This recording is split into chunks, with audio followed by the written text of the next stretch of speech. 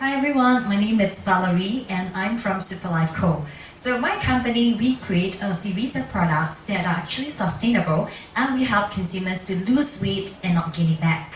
So let me go through a little bit of my background and how I started the company. So about 4 years ago, so that's myself in the picture. So I actually run a training company, a finance training company. And I worked about 16 hours a day. So with that number of hours, I actually suffer from constant burnt out. So I think at the 7th or 8th year, I actually had a really bad burnt out such that my friends and my family members actually urged me to go overseas for a break. And that's what I did. I went to the States. I recovered from superfoods. So one of the main things that I actually ate a lot was quinoa. And it's from this place called Protein Bar. And I remember the first time I ate it was like, wow, what's this? It's really tasty. So I googled quinoa and I was like, wow, it's really tasty and it's so nutritious. It's even more nutritious than brown rice. And when I came back to Singapore, I couldn't really find quinoa anywhere in Singapore. And even when I finally found it, it tasted weird. It was very bitter.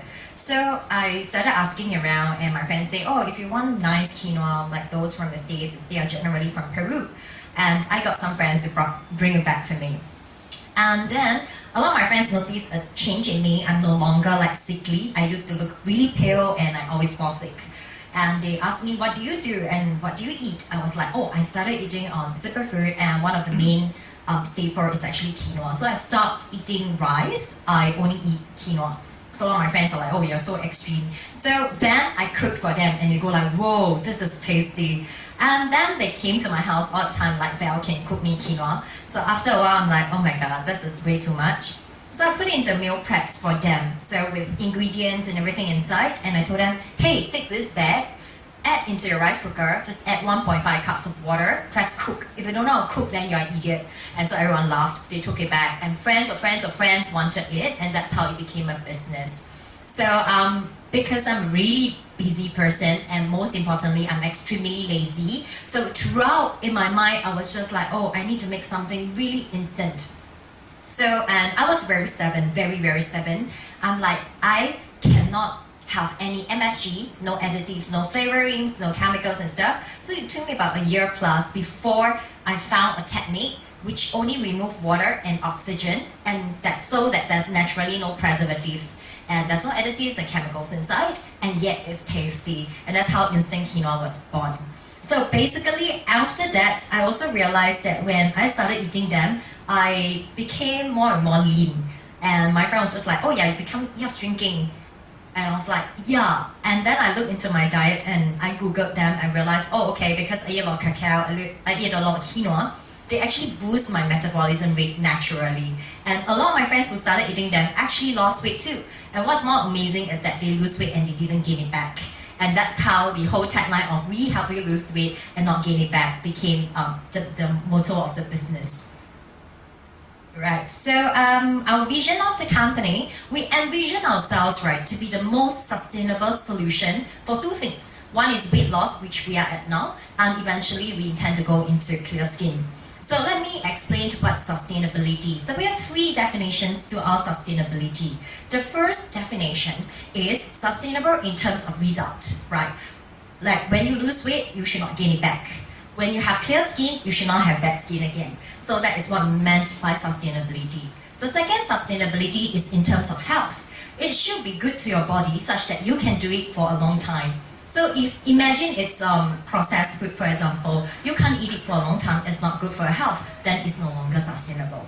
And the last sustainability, and the most important one, is it has to be affordable. If it's not affordable, it will never be sustainable. So this is what we envision ourselves to be moving forward. And our mission, of course, is to instill confidence in people. Of course, most of our clients are women, but men, there's a lot of guys who are jumping on board as well, so that they become confident, they become happy, and most importantly, healthy. Right, so so we pride ourselves to be an innovative company. We come out with a lot of innovative products. So people will stop by and ask, "Whoa, what's this? You just add hot water and you can eat quinoa. You no longer need to cook it," and stuff like that. So we also come up with a range of other products like freeze-dried fruits. We also have our line of beauty products coming up as well. So that's our future plan moving forward. We aim to solve the problem of unsustainability and also unnatural solution. It doesn't need to be just weight loss. Actually, in general, anything. But we are focusing on weight loss at this point. Right. So we have a few channels. So generally, we do B2C and B2B. B2C is through our website. So we have an e-commerce site which is at superlife.co. And we also have a diet routine where people just need to look at 1 week, 4 weeks, or 12 weeks if you're lazy to think. So we bundle it up for you. So that's at hffp.superlife.co. So you can check us out on the website too. So let's go a little bit on the routine. HFFP. So what does that stand for? High in fiber, fat, and protein. So a lot of people are into diets such as even keto, paleo, vegan. So according to nutrition and dietitians, a lot of them actually told me that like keto is actually not very sustainable unless you are very, very sure what kind of fiber, what kind of everything you're putting in your body. So they always recommend 50% carbohydrates, and the carbohydrates are usually complex carbohydrates, so there's a little bit technical, which means you actually break down the sugar slowly, and they're high in fiber as well. So quinoa is a complex carbohydrate, for instance. It has to be high in good fats as well. So fats actually lower your GI, your glycemic index. And then also protein. So protein helps you to increase your metabolism rate and activate your inactive metabolic cells. So this is something that people come to us and ask me, so how does protein help me? So one of the main things is that as we age, right, about 3 to 5% of our metabolic cells becomes inactive. So the key thing to sustainable lean body is the fact that you always increase your metabolism rate. Imagine going back to the time when you are like 16 or 18, you eat a lot and you're still like burning off the fats. But I have a lot of clients who come to me and say, "Hey, well, you know what, I breathe air, I put on weight." I'm like, okay, that means your metabolism rate is low. So we actually help them to measure their metabolic age, and we get them to go on a HFFP diet routine. Within 1 month, you can actually see your age going down. So most of our clients goes down about 2 years after eating our diet for like 1 month. Right. So my metabolic age today, it's how many years? More than 10 years younger than my age itself, than my actual age. So I told people, oh, that's because consistently I've been eating this diet for like 4 years. But a lot of clients within months of on this diet, their metabolic age goes down. And so you can metabolic out a lot faster, can burn calories a lot faster as well. Right. So this is actually a very simple routine. It only contains morning, take cacao powder, lunchtime, take quinoa. That's it. Very, very simple. And we have this headline, life is too short to eat bad food or bland food. So our quinoa, as you can see from this picture, is actually a tom yum soup with quinoa, and it has received very good comment in terms of taste, because I strongly believe that if you want to eat something good, it has to be, again, sustainable, right? Which means it cannot be not tasty. So if it's not tasty, no one will eat it for a long time. Right, so I've already briefly explained that how it actually helps to burn fats. So cacao actually helps to burn your belly fats, and it's very high in fiber, so it helps in digestions and also helps in gut health. And quinoa itself also helps to, protein itself also helps to reduce hunger hormones. Particularly in quinoa, it comes in complete protein. So sorry, there's a lot of technical stuff here, but complete protein means it contains all 9 essential amino acids. So, which is not possible to be produced by our body. So it's important that you get enough complete protein, especially for vegetarian and vegan, because complete protein generally comes from meat and egg. Right, so these are some of the products that we have. So instant quinoa, we have the tom yum, spinach tofu, and shiitake mushroom. Meal preps, you actually just need to throw into a rice cooker, cook it within 15 minutes. We have mushroom, spicy curry, and Japanese seaweed. The new flavor that's coming up for our instant quinoa is actually salted egg yolk. Instead of soup, it's going to be dry, so you just need to put half the water, and then it will dry up, and then you can eat it. Right, so some of the success stories. So we do have quite a fair bit of success stories with our customers. One of them actually lost 20 kg right, just by eating our quinoa, and he's not like the walking person that's always like, oh, it's sustainable, it's sustainable. He's telling everyone, even when we're doing booth at like Takashimaya, he's like, oh, you should eat quinoa because quinoa is great. It helps me lose my weight and it didn't gain back, and now I can eat fried chicken at night, things like that. So we do have quite a fair bit of firm believer in terms of that, and we believe that in order to do things well these days, it's important that we become very sustainable in the solution.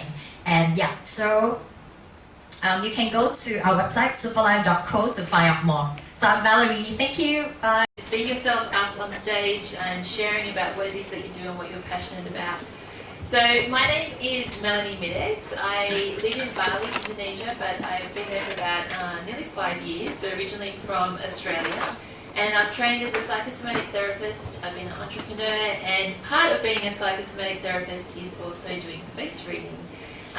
Face reading isn't a psychic modality though, so I can't tell you your future, I can't tell you if you're going to win the lottery next week or anything like that. What I can tell you is what you're really good at and what your zone of genius is by looking at your face, which we'll get into today. I also have another special guest with me this week as well, so Lisa, if you want to come and stand up.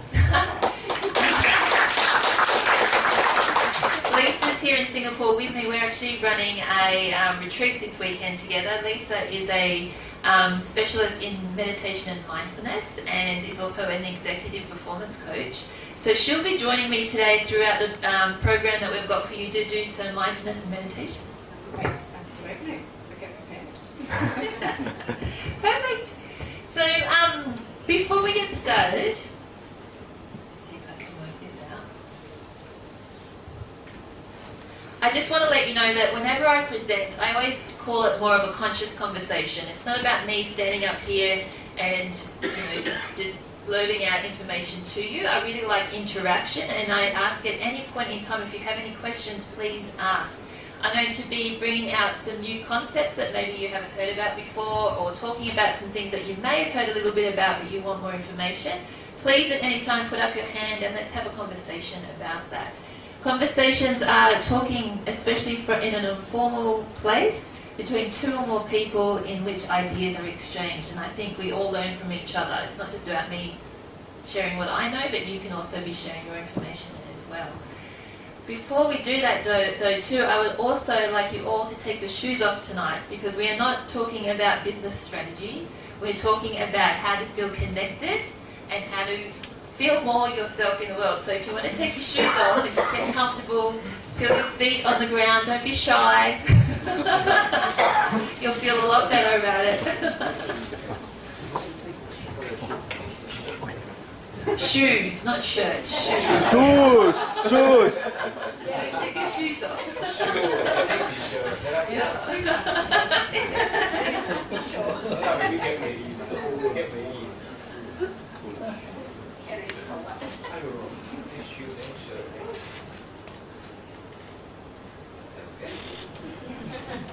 It does feel good, doesn't it? Okay, so as I said, I'm a psychosomatic therapist, a face reader, an entrepreneur, a speaker, and I teach chakra philosophy for business.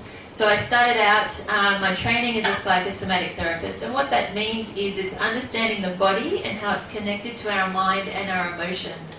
So basically, I can read the body to understand what your emotional well-being is like.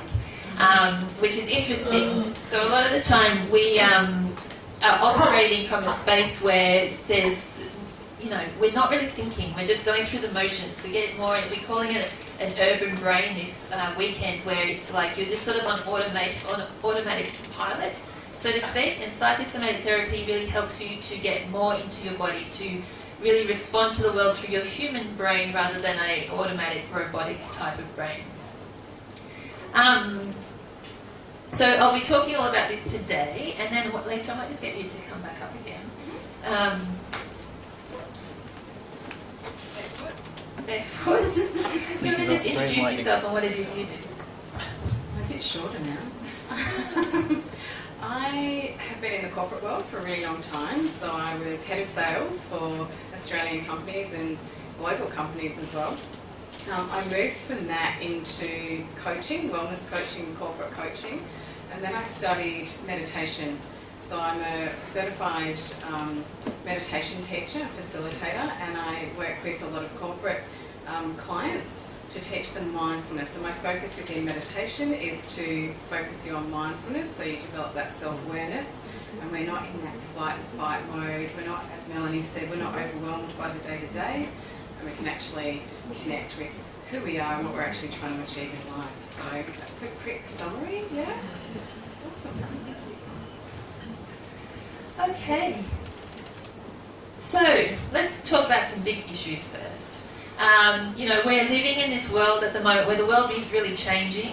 You'll notice around on the news, you know, all sorts of things happening in the world, from environmental things, from stress and depression, talking about artificial intelligence and where technology is taking us, and our cities are getting bigger. There's a lot of things happening in the world that are causing us to think, hey, what's going on, and how can we help, and what can we do to serve to make it a better place? But in amongst that, you've got your own world that you need to look out for. So it's like we can get distracted and get overwhelmed by what's happening out there, but what we really need to do is to start looking at what's happening in the world within ourselves. And, you know, we have our own challenges, right? We've got challenges such as, you know, creating a successful business for yourself. You've got relationship challenges, whether it be with loved ones or friends or business partners. We've got to be really good at building relationships. Money is always a nice little stressor that can come up that we have to deal with. And also our health and well-being, so making sure that we're looking after ourselves. And, you know, all of these things can start to accumulate, and, you know, when that happens, we can really move into this stress and anxiety state.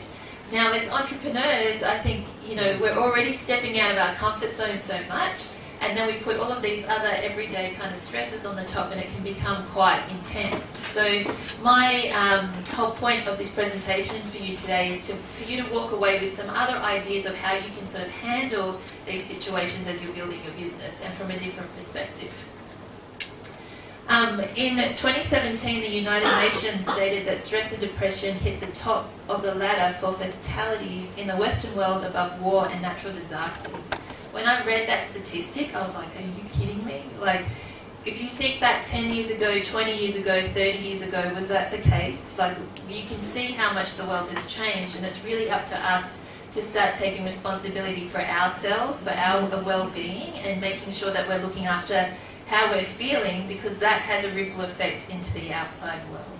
And that's why I love psychosomatic therapy, because it looks at your body, it looks at your inner world and how you can balance that and get that to a really nice equilibrium state for you to be able to get out into the world and do what it is that you want to do. So I'm going to tell you a short story first, and then we'll get into the face rigging part, I promise. So how this all came about. So I studied psychosomatic therapy in Australia, and I started my psychosomatic therapy business over there. So I was working in a clinic, and but what was happening was I was attracting a lot of more like anxiety and stress and depression type clients, and a little room, which is why I left the 9 to 5. I kind of felt like I recreated that scenario in my own business. I was like, this isn't really what I wanted, because I love traveling, I love, you know, working with really motivated people. And I ended up moving to Bali because I heard there was a very big entrepreneurial community there. And it sounded great, and I learned a lot about online business. But at the same time, it wasn't easy. Like, I was struggling a lot as well. So this was my little first villa that I had of my own. It cost me 3 million rupiah a month, which sounds like a lot, but actually it's about $300, about 300 Singapore dollars a month. It was very simple. It was just a 1-bedroom with a bathroom. I had my bed, I had a desk, and I had this little chair out the front. And I'd been going through this fight or flight kind of scenario where I was having these like really big emotional breakdowns, like, why isn't my business working? What can I do? You know, I don't know how I'm going to pay my bills next week, all these sorts of things. And I was sitting on that chair, and I had my big emotional release, I had my big cry, and I was like, what do I know really well? Because I've been trying to do business, being taught by everyone else. What do I know really well? I know the chakra system. So I looked at my own chakra system. I was like, right, I'm doing all the right things to really vitalize my base chakra and all my other chakras. And then I thought, what about business? Does my business have a chakra system? And I started thinking about how business fits into the different chakras of the chakra system energies. And it totally made sense. So I'm going to be sharing that with you today. And ever since then, I can just see there really is no separation between you and your business. How you're feeling on the inside as you build your business will be reflected in how your business is going. And what I've managed to do is to line things up so you can see what part of your business you need to work at any time.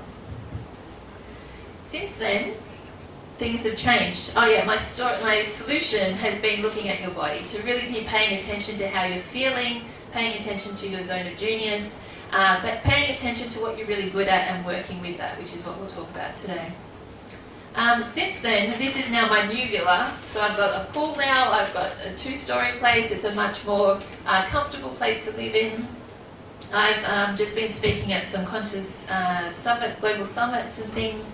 About 2 weeks ago, I did a training with Lululemon here in Singapore, helping their staff to move through change and transition within their own stores there. And then next year, I'm actually going to be talking on stage with Elizabeth Gilbert. So it's gone from, oh my God, what am I going to do, to this whole new world opening up, because I've really learned how to make sure I'm in alignment with what it is that I'm doing.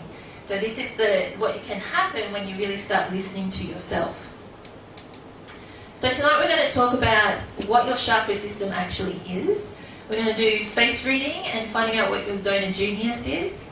Then we're going to talk about your business-based chakra, and at the end I've got a really special face split reveal that I want to share with you about too. So there's 4 things we're going to be doing. In between each one of those, I'm going to get Lisa to come up and we'll do a bit of mindfulness and meditation as well. And yeah, as I said, if you have any questions along the way, please put up your hand and ask. Can I ask first, who here knows about the chakra system? Who's heard about it? Yeah. Who doesn't know about the chakra system? Put your hand up. Okay, good. So we've got a nice mix of people in the room here. Sometimes it's good to have people that don't know anything, because it's a good refresher for those that do know something about it as well. But first, 2 minutes with Lisa. 2 minutes. Oh. Going to remind me? Mindfulness is a bit of a buzzword these days as well. So does anyone want to tell me what they think mindfulness is? Consciousness, yeah. Yeah. Being in the present moment. If you think about stress in your day-to-day life, where do you think it might be coming from? What's creating it in terms of your thoughts? Any guesses? Yeah, and most of our thoughts, believe it or not, are past or future. They're actually very rarely about the present moment. So if we're ruminating on the past, that can often put us in stress mode, because we're thinking, oh gosh, I was in this meeting the other day and I said this and I shouldn't have. Or I'm thinking about the future and what I'm trying to create and the bill that needs to be paid next week and the kids and the list.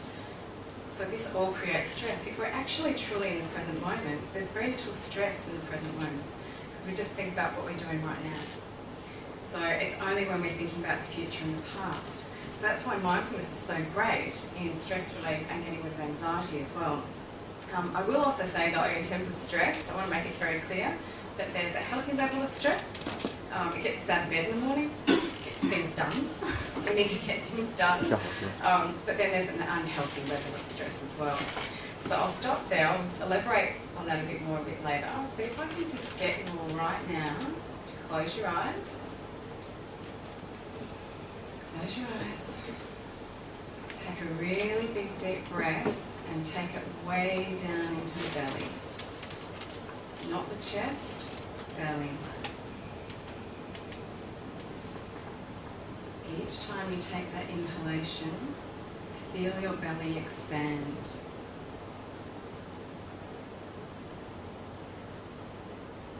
And each time you exhale, just release. Releasing anything negative, releasing the to-do list.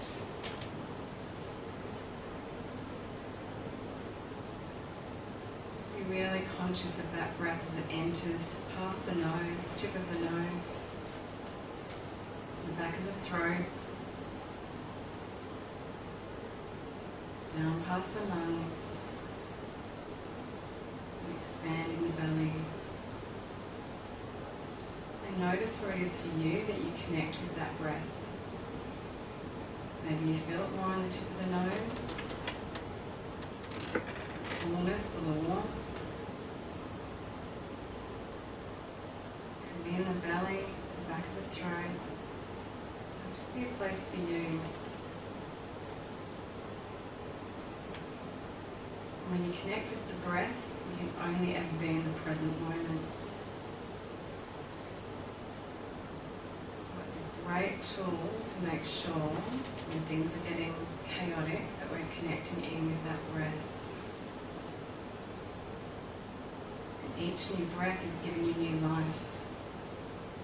So it's providing oxygen to every cell in your body, every single cell.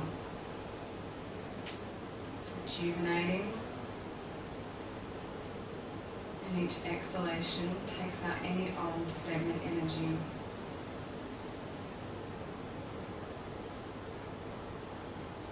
Every breath is giving you new life. And that will always connect you to the present moment.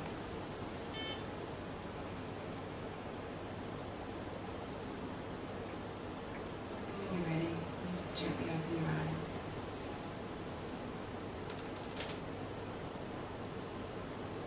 How do you feel? Relaxed? Alright, I'll hand you back over. Thank you, Lisa. Okay, so now we're feeling all nice and present in the room, present in your body, ready to learn, ready to ask questions. So, what is your chakra system and what are the mechanics around it? Where does it come from? Well, this is what we're going to follow through today. So we're going to find out where it comes from, how many energies they actually are in the chakra system, what they actually mean, and how does the chakra system work.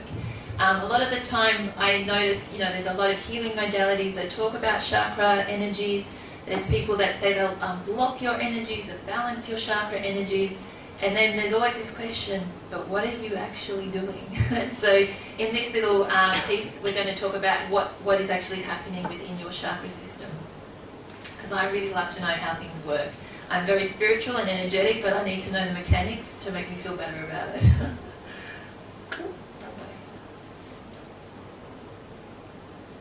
So the chakra system came from India around 1500 to 500 BC. It actually is a part of Hindu, Jainism and Buddhism religions, but it isn't a religious tool. It's basically used as a more or less like a personal development tool where they teach people about life and how to walk through life. Yes, you can. Sorry, back onto the science side of this. I looked at this quite a while ago, a few years ago, and I found a map of the adrenal system, and the chakra system matches perfectly with the adrenal system as well from a science perspective. So I thought that was really interesting information because it just kind of shows you that ancient wisdom already knew what was going on in the adrenals as well. It is.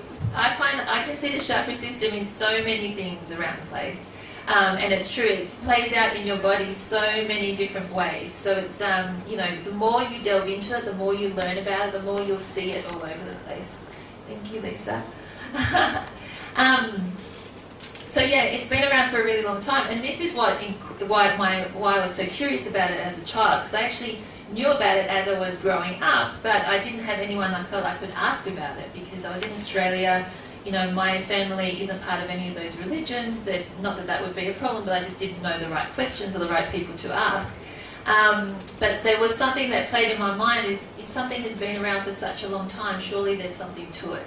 And so that's what really got me exploring this more later on in life. So there are actually more than 7 chakra energies. There's plenty of chakra energies that you have, energy centers. But the main chakra energies you have are 7. And there's 7 chakra energies that run up the base of your spine. And each one relates to a different emotion that you feel. It relates to a different area of your body. It relates to a different area of your life. And they all vibrate in different ways. And so what you're trying to do with your chakra system is to get all of those chakra energies performing at its ultimate vibration, and that's when you're actually going to experience flow in your life. If they're not vibrating at those really optimal levels, what happens is that's when we start coming up against little hurdles, like this isn't working, and why isn't this happening, and you know, those sorts of things, which we experience every day, but there's times where everything feels like it falls into place, and then there's times where everything feels like it's just really hard work. And so this is why you can use your chakra system to see and help you navigate where you need to go within your life and within your business as well. For each of these chakras, I put up here, so your base chakra, these are the names of the chakras. Sorry, I'm getting all confused with my little clicker there. So your base chakra sits at the base of your spine, and we're going to be talking about this quite a lot today. And this one is actually related to your family and community. So it's the first chakra that's developed from the age of 0 to 7. And it's how you feel supported. So how you feel supported within yourself and how you feel supported by the community and people around you. So for example, in this room right now, you've got a lot of like-minded people who are your friends, who are your colleagues, and you're all supporting each other. So there's a really big, strong base chakra energy in this room right now. And we need that to feel supported for the rest of our chakra energies to operate at their ultimate vibration. The next chakra is your sacral chakra, and this sits around your hips area and your reproductive area. And this is related to your relationships, your well-being, your abundance, your creativity, and your sensuality. The base chakra is all about your relationship with community. Your sacral chakra is your relationships with one other. So that could be a lover, a partner, it could be a friendship, it could be a business relationship. So this is where we learn how to really communicate and connect with one other person. Your solar plexus chakra is the next one up, and this sits just around your diaphragm area, just above your belly button. It's actually the pump that pumps the energy through your body. So when we were doing that breathing exercise just now, that meditative exercise, it's like that, it's getting your diaphragm moving so it can pump the energy through your chakra system. Now the solar plexus is all about your personal identity. It's about your personal power and how you come and step out into the world. So when you're standing on stage, you don't want to be talking like this and all like this, because then it's really hard to understand and you might get a bit tired. You want to be like talking like this and standing up and getting people taking notice. This is igniting your solar plexus energy, which is where you've got your courage and your charisma and your own personal identity coming out into the world. The next chakra is the heart chakra. And this sits around your heart center, and it's all about, for me, it's the lens that you see of the world. It's how you look at the world. Are you looking in through a lens of compassion, or are you looking at one where the world's out to get you? So it's really learning to live with compassion. These lower three chakras here are much more earthier and have a lot more connection with real life kind of, not issues, real life areas that you deal with in every day. Whereas these top three chakras that I'm about to talk about, they're more etheric. So they're more the spiritual, intuitive type of energy about it. So we're going to spend a lot of time in these more earthy chakras today, but as you move up, it gets a little bit more etheric. Your throat chakra is all about speaking your truth. And it doesn't need to be necessarily speaking your truth, it's communicating your truth and knowing what that truth is. So, you might think one thing, but you might be saying another, and that's when you know your throat chakra can be out of balance. Your brow chakra, which a lot of people know about, it can also be called your third eye, is connected to your intuition. So really learning how to tap into your intuition, and to me this is really the centre of leadership. It's where you're going to understand what's right and what's wrong for you, and to be able to make decisions, even if the world is saying to you, that doesn't sound right, I don't think you should do it that way, but there's something inside of you that's like, no, I'm going to go for this, I'm going to do it. That's when you know you're tapping into your intuition and leading through that space as well. And then we've got the crown chakra at the top, which is your universal connection. So to me, this is where we get our vision, our purpose, those insights of what it is that we're really here to do. So all of you in this room, you're obviously all in business, so there's something here that you're really wanting to achieve in the world. So remembering to tap back into that, and it's like, how am I going to get that done? So that's a basic overview of the chakra system. Does anyone have any questions at all around that? Yes? Is it something physical? Each point? Is it something physical? Or They are physical, yes. I'm about to show you how those energies all play out actually, so this might answer your question. So each of those chakra energies runs up the back of your spine, okay? But then, this is how it works, okay? So basically you've got the tip. There's a tip that sits in the center of your spine for each one of those chakra energies. And at that tip, I call that, that's your key of destiny. So it's like where all the information of what your true purpose is lies within that tip. And then as the chakra energy comes out, you've got this cone area here. And in that cone area is where all your emotions sit, it's where your mindset patterns sit. It's basically everything that you've learnt and you've experienced in life is held within this cone area. And then at the filter, this is where you've got where it bumps up against other people's chakra energies too. So you know when you walk into a room and you walk in and you're like, oh, it's a good vibe in here, like, you know, I'm feeling good, you know, it's because everybody's chakra energies will be sort of like-minded, so to speak. And then sometimes you can walk into a room and it's like, oh, what's going on in here? Or you've felt, you know, someone's had an argument and then all of a sudden there's, you know, some sort of funny energy happening. It's your energies aren't matching what's in the room, or they're feeling off, they're not feeling connected. So this is how come you're already feeling the energies even though you may not know what's actually going on. Does that make sense to you?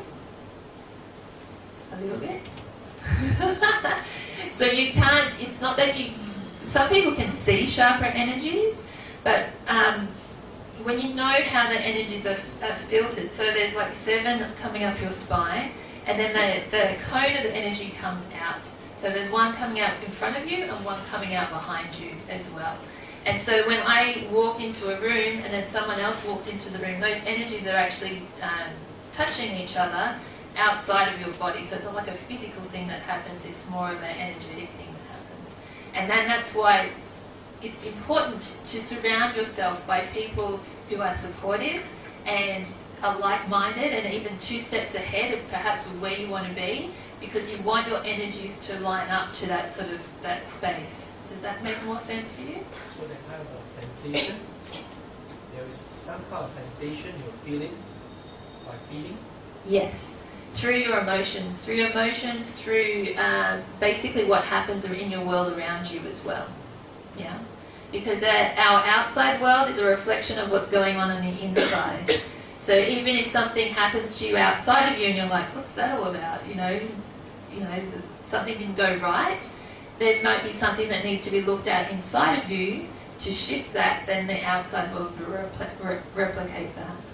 Some people can actually feel a lot of different sensations in those areas. Yeah. I always do. I meditate and I do feel those sensations, and sometimes the 3 nadis like Hira, Pira and Sushumna. I mean, of course you know that. So when I'm at very when I'm at the camps, meditation camps with my guru, I do feel that I'm shaking here and there, and something is just making me move forward and backward, and I feel the energy going, circulating, and yes, the sensations are real. I mean, yeah. Yes, and I think because there is that where you can feel the sensation when you're meditating, and then in everyday life it can be a little bit different because you're moving, so you may not feel the sense. It depends how sensitive you are and how much work you do to tune into it, basically. But when you're starting out, it can be through just understanding, and I'll talk more about it, like how you're feeling physically, what's happening in your outside world, and then you'll start to know if it's out or if it's in tune, basically. Yeah. Thank you. Any more questions around this? Okay, so now let's get to the face reading part of this. So basically, face reading is part of psychosomatic therapy, and psychosomatic therapy uses the chakra system through all of its work. So basically, every part of your body relates to a different area, a different chakra energy, which relates to a different area of your life. And your face is actually a summary of your whole body. And so that's why the face can be such a good place to start, because we're getting a summary of what's going on below. So I'm going to go through how face reading actually works and what all the features of your face relate to. Then we're going to have a look at your Prime Minister and just have a little bit of a face reading play with that.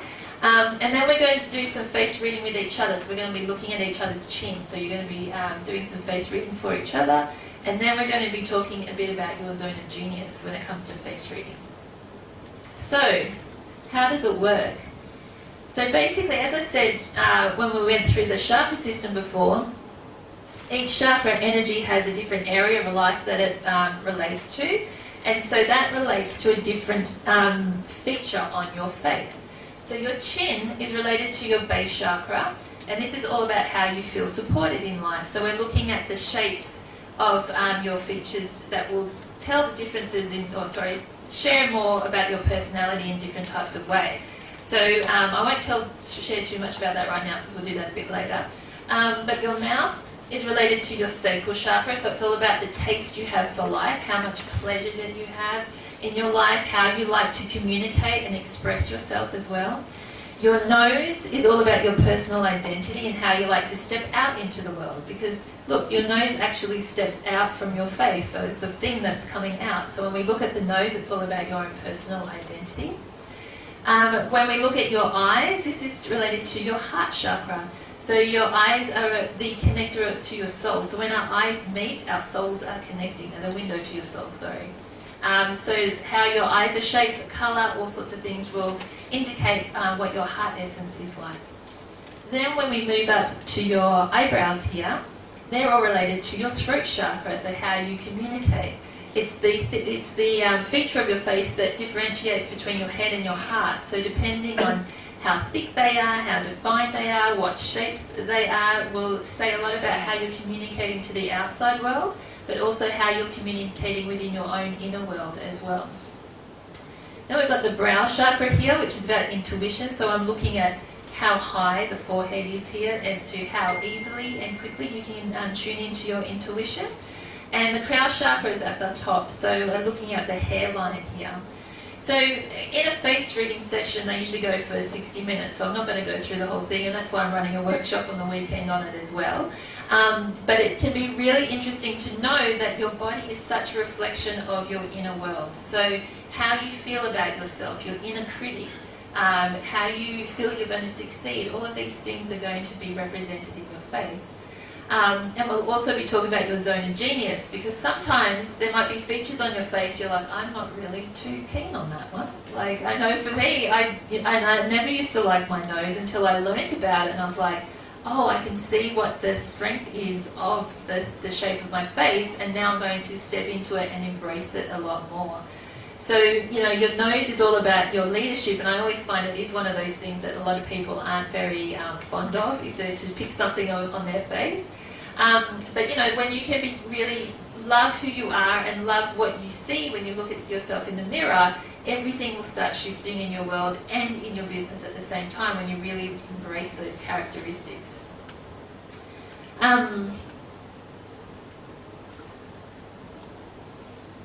Shall we look at your Prime Minister? Yeah. Now, I don't know, I'm not a very political person, so I don't really know anything about what your Prime Minister's been up to, so I'm just saying that from the start. And I'm not going to say too much either, because I just want to be a bit careful, but I want to ask you guys first, when you look at this man's face, how does that make you feel?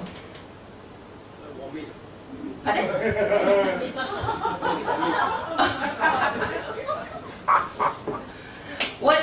What is his, if you were to think about his personality, what do you think his strengths are? Nice nose? Organised? Sorry? Assertive? Cunning. Cunning? Yeah, he's a politician, exactly. So, and this is why, it's exactly why I picked a politician as well. So when we look at, there's a few things, when I looked at this photo, I was like, oh yeah, I can see this. Generally speaking with politicians, they will have fairly, like, I know he's smiling in this, and I think it looks a little bit different when he's actually natural.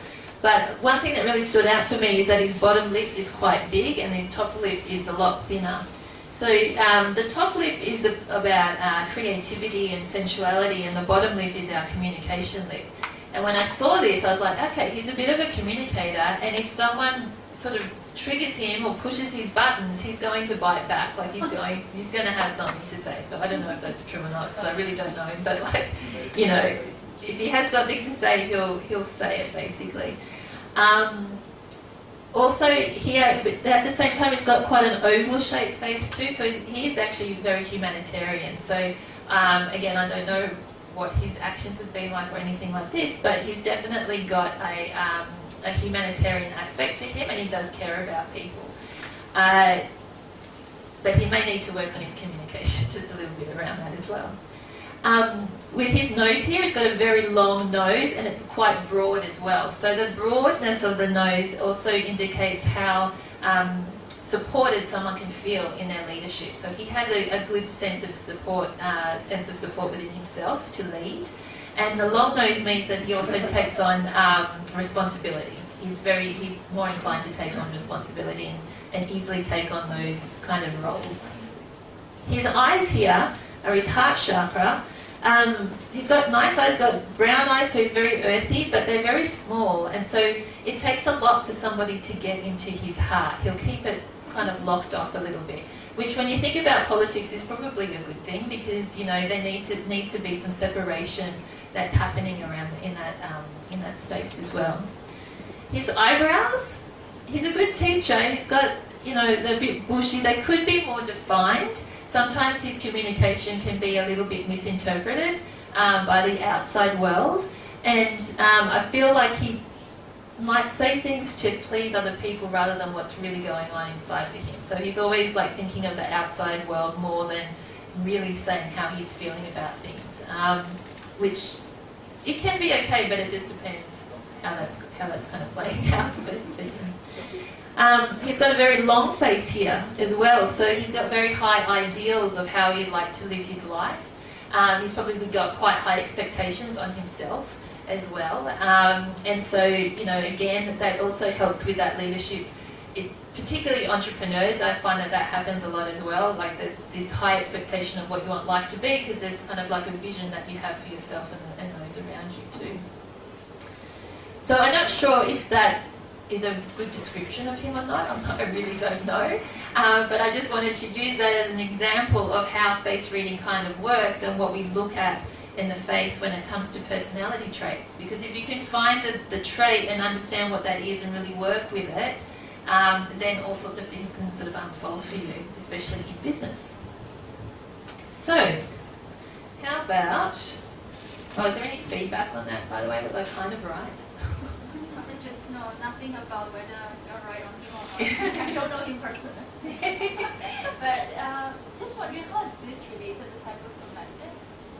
Yeah, so basically with psychosomatics, your body is a reflection of your inner well-being. So if you think about, we're all vibrating, like we've all got like molecules inside of us. We all start from those molecules, and those molecules are vibrating to form matter. And basically, how we're feeling emotionally affects that vibration and that matter. And so the result of that is the body that we're standing in today. Does that kind of make sense to you? It's more like because of how we feel, it manifests on our face. Yes. So it could like from young, from birth, our face start to change based on how we feel. Yes, exactly. Right. And our bone structure is ancestry, so that comes from our family. So that's why there will be sometimes some traits that are passed on from generation to generation through the bone structure, but our muscle and our tissue changes all the time.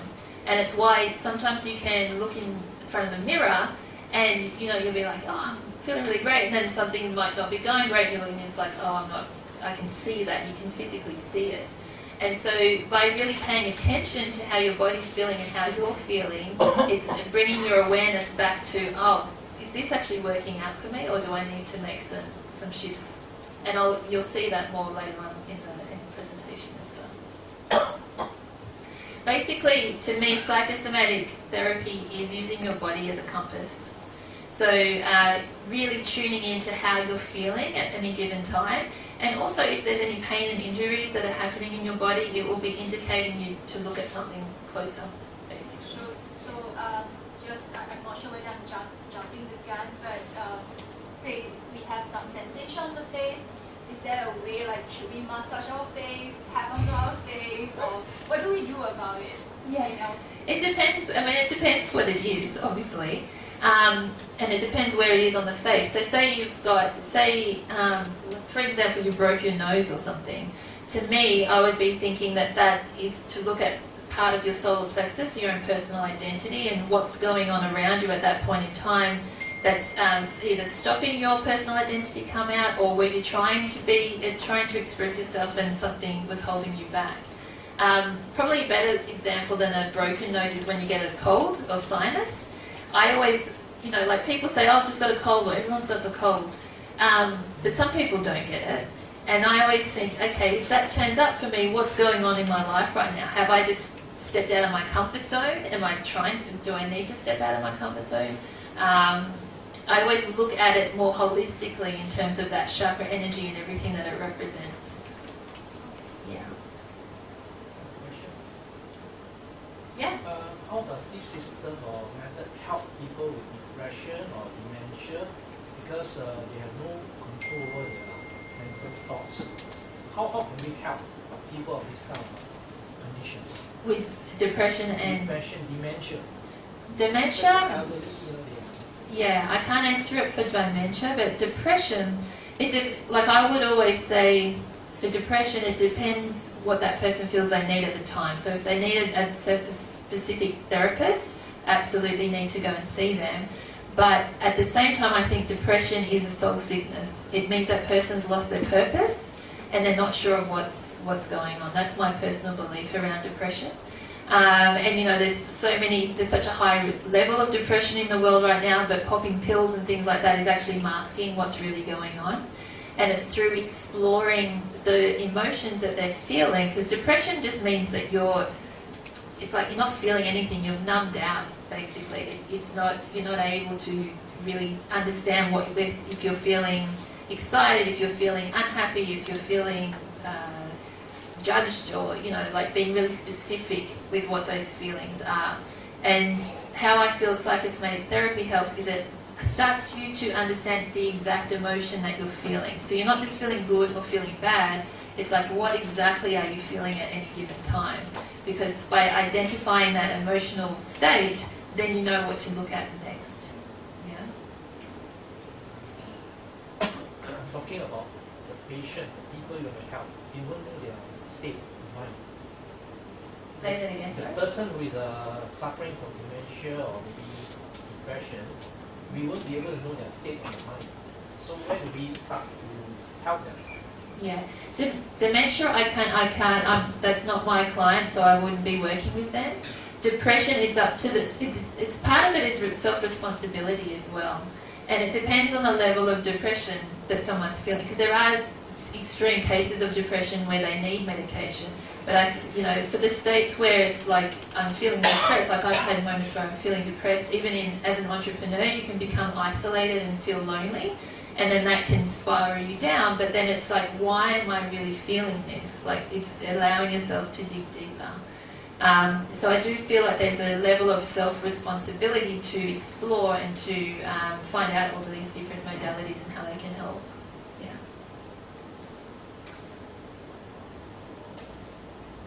Okay, so we're about to do some face reading on each other and look at each other's chins.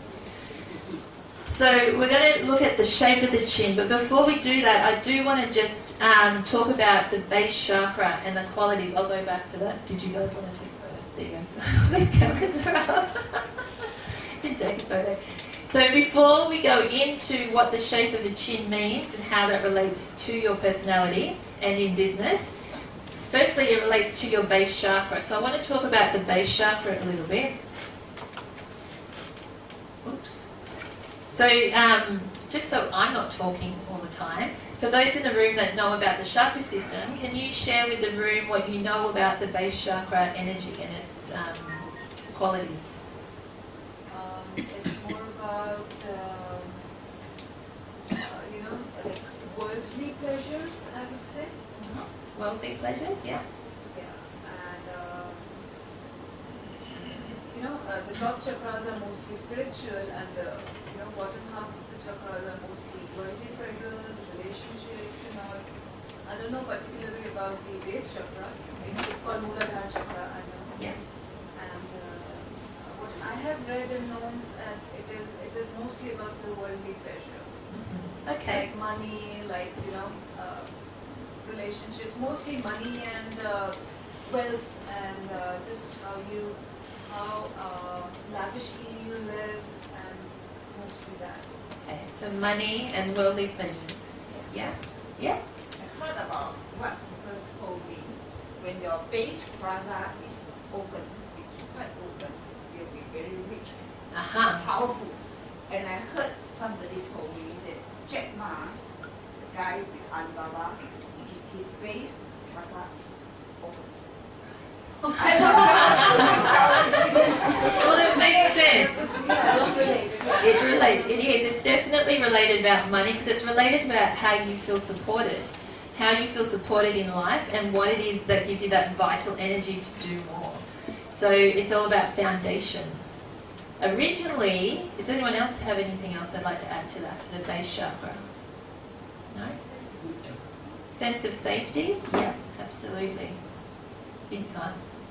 Which is what, again, related to money. If we're not feeling like we've got any money, it's like, how am I going to pay my rent, my mortgage? How am I going to feed myself? All these sorts of fears can start coming up.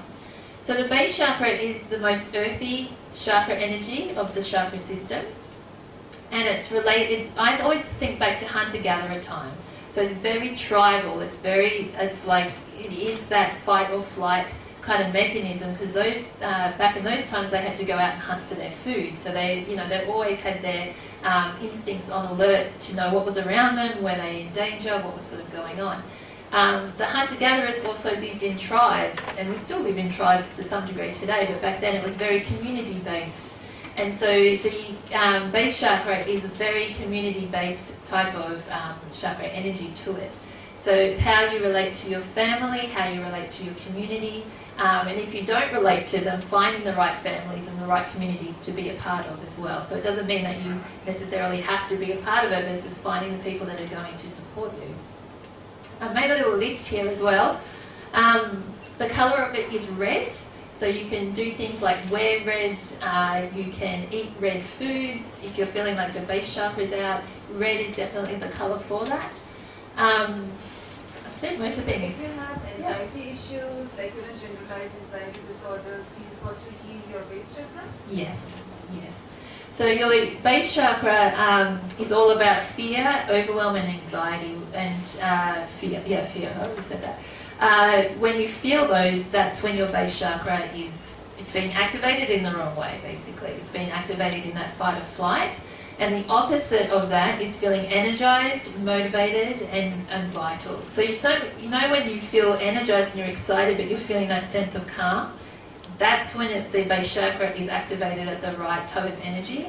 If it's coming from that place of fight or flight and adrenal type energy, then it's not in the right place. And that's basically what's happening in the world today. At the start, when I was talking about stress and anxiety, a lot of us are operating from this fight or flight energy rather than from this more calm, collected, energized and motivated and excited, but from a more rounded type of energy. Yeah? When you say activated correctly, can I use the concept of Chinese yin and yang? Uh-huh. The yin and yang, positive and negative, because it's either too positive or too negative. So the balance is in the center. Yes. So normally when we find we are out of balance, we have to center it. How do we use this system? Yes. I will be talking about that later as we go through. There's a lot to it, and this is basically what I'm doing now is bringing to your awareness what the base chakra is about. And to do, basically what you want to do with the chakra system is learn that about each of those chakra energies, because it covers the whole spectrum. It covers the whole spectrum of emotions. It covers the whole spectrum of, you know, your body, and all different areas of your life too. So each one, it's important to learn all these sort of awareness skills, so then you know when it's off balance as well. Yeah. When you talk about base chakra, I can relate to Maslow. I want to meet the basic needs, the safety. Yes, basic needs, safety, so looking after yourself basically. And it's looking after yourself and your community, but then looking after yourself. Yeah, there's two shades to it as well. Anybody else have any other questions about the base chakra or anything to add to that? No? So when we're looking at your chin, we're looking at how it fits into all of this, basically, through the shape of your chin. So, there's different shapes. We can have a more square type chin, or we can have more of a rounded type chin. What I would like you to do right now is we're going to have a look and see how rounded or how square your chin is. So, what I want you to do first is put your hands under your chin like this. So pretend that the hands underneath your chin is a table, and then your chin is balancing on that tabletop. You're then going to know how far you're going to swing, right? Based on if your chin is a square or if it's rounded. So now what I want you to do is I want you to look to the person next to you and share with each other if you've got more of a square chin or more of a rounded chin. Yeah, you got a bit of a and you also got so you've got 有時就會 shock， 生啊你，我咧，你是會啦，你是。你有點像那種，他也是，我麼？他有點像，人看就是咯，人看。哦，看這裡，看這裡，哎，看這裡，看這裡下，你看他看這裡下，啊，他是看你近，所以我這裡是。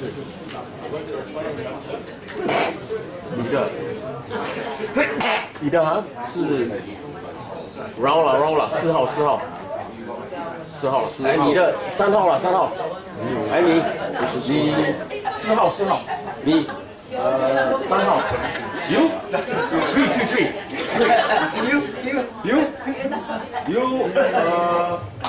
4 How's everybody going? Cannot identify. Correct.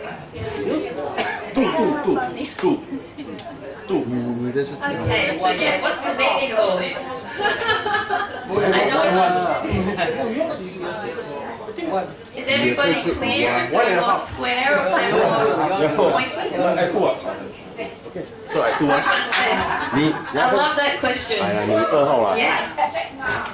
我幾號？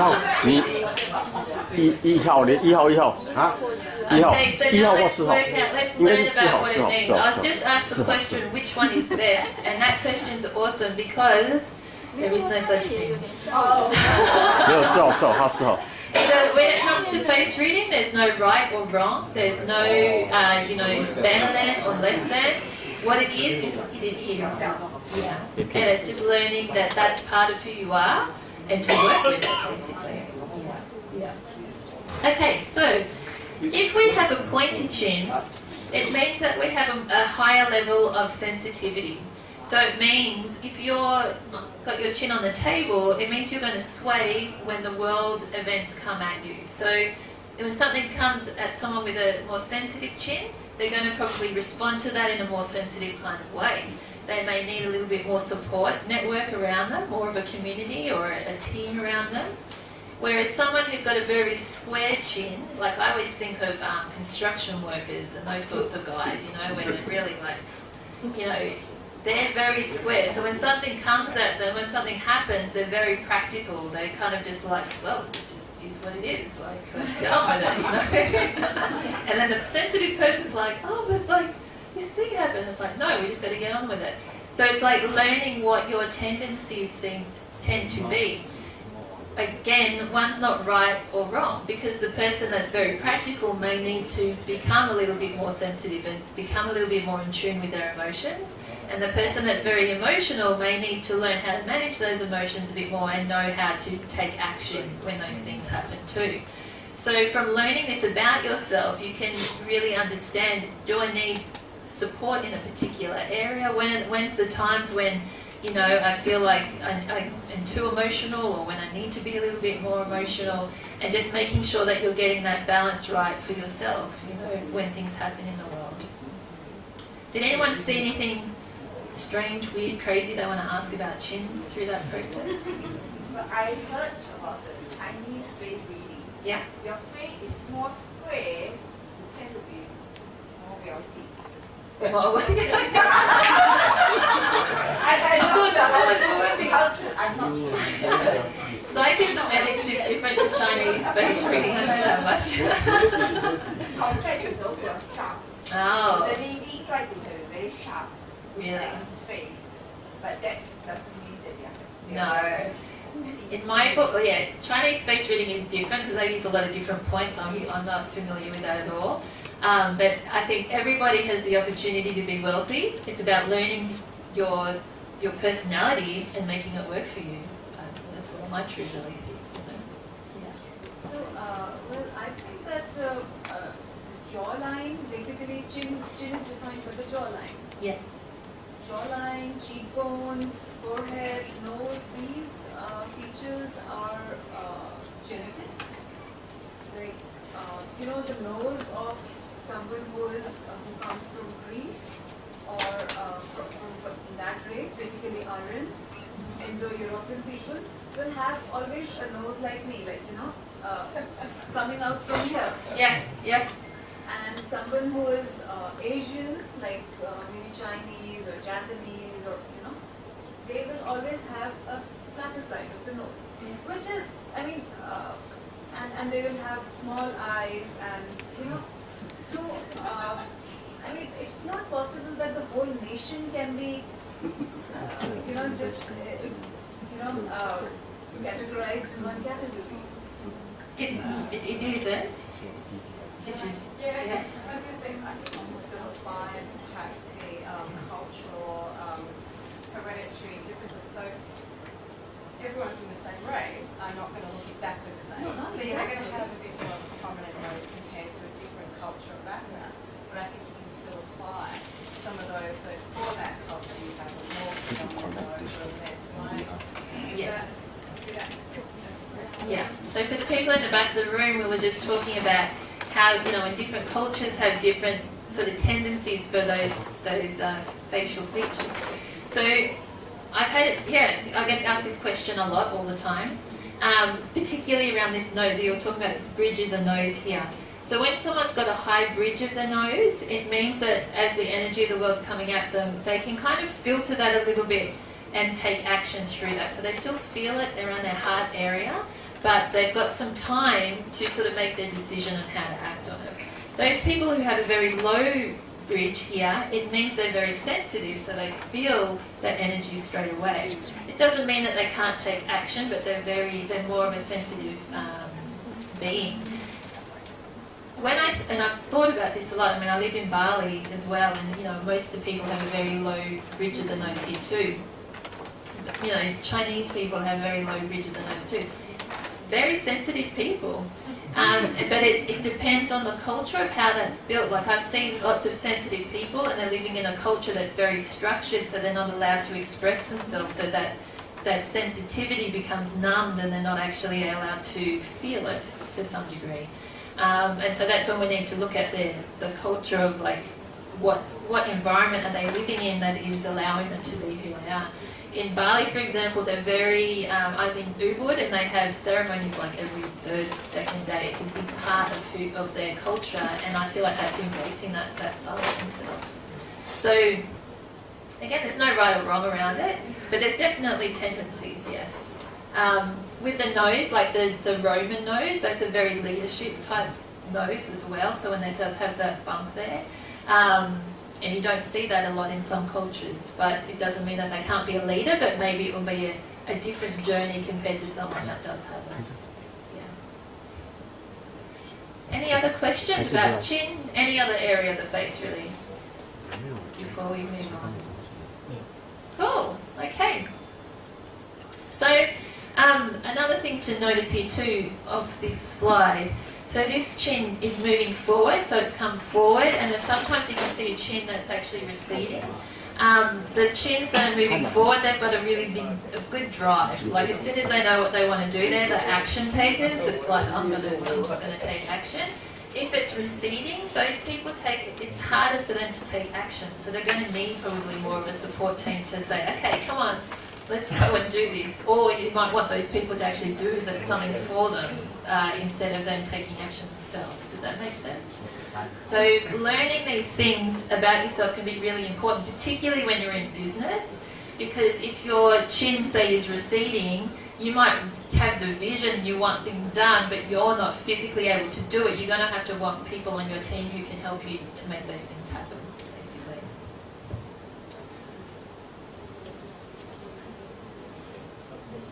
Your zone of genius. So the next thing we're going to talk about when it comes to your face is your zone of genius. And this usually, for me, is your most prominent feature.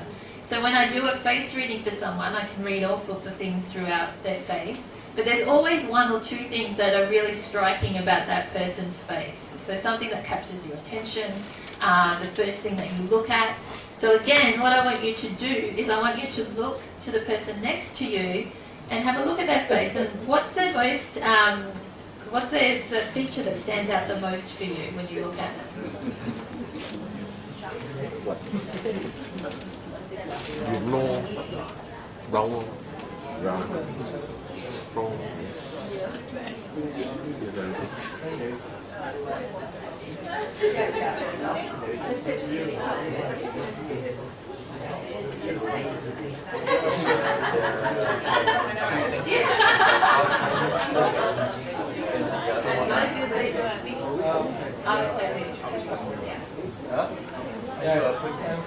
Yeah, I would say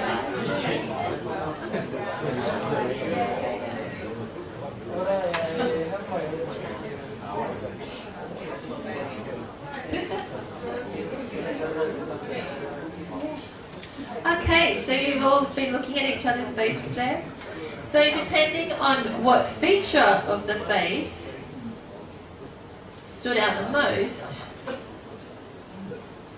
can be an indicator of what to really look at within your personality traits in relation to your business. So, you know, if you're, some people might have that chin that's really coming forward like Superman, like you've got one there, right? So it's like there's a drive. That could be the thing that's, I did a face reading for someone the other day, and literally it's like coming forward. It's like, okay, like just hold on. So it was like that was a big part of who she was, and she's a go-getter. If your lips and your mouth are the most prominent feature on your face, it's like your creativity, your sensuality, your communication. So if you're in business for yourself, it could be communicating will be a big part of your business. I've got a really large mouth. I love talking. It's a big part of my business. I want to talk in my business. You're in that area. This is most prominent. That's